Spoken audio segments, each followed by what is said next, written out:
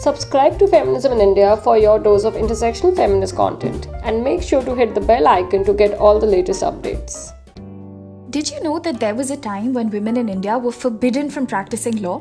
While Indian women in law today have trailblazers like Violet Alva, Fatima Bibi, and Indira Jaising to look up to, who paved the way for them? Who was the first woman to practice law in our country? It was none other than Cornelia Sorabji.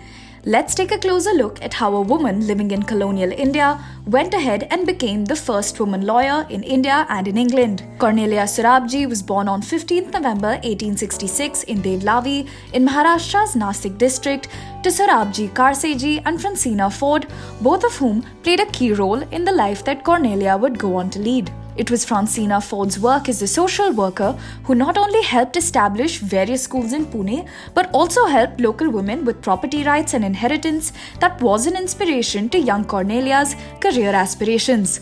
Upon discovering the academic prowess of his daughter, Reverend Sorabji Karseji too, at a time when women weren't allowed to pursue college education, helped convince Bombay University administrators to admit Cornelia into Deccan College. Cornelia lived a life of firsts.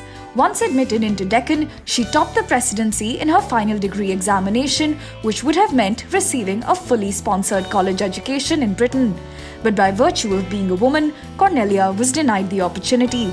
After a few years, Cornelia, being the first woman to graduate Bombay University, wrote to the National Indian Association requesting for funds to allow her to complete her education in Britain. Her request was championed by Mary Hobhouse, the wife of Arthur Hobhouse, who was a member of the Council of India. After being admitted to Somerville College and Oxford University, Cornelia became the first woman ever to study law at Oxford and the first Indian national to study at a British university. In 1894, after completing her education at Oxford, Cornelia returned to India and started advocating for the rights of the Parda Nasheens, women who were forbidden from interacting with men outside of their families. Because of a blanket ban that forbade women from practicing law in the Indian legal system, Cornelia couldn't fight for these women in the court of law. To remedy this, she appeared for the LLB examination of Bombay University and after a short while, the leaders' examination of the Allahabad High Court as well. Though she succeeded in both examinations, Cornelia was only recognized as a barrister in 1924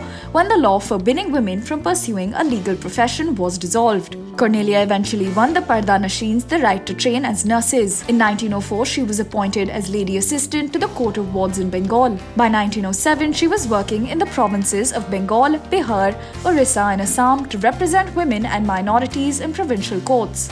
Throughout her legal career, Cornelia Sorabji fought for the rights of women and challenged orthodox Hindu attitudes towards child marriage and child widows. Cornelia retired in 1929 and later moved back to England, which is where she lived the rest of her life and died. Apart from being a woman of many firsts in the legal field, Cornelia was also a keen writer, but it's her legacy as a lawyer and an advocate for women's rights that continues to live on.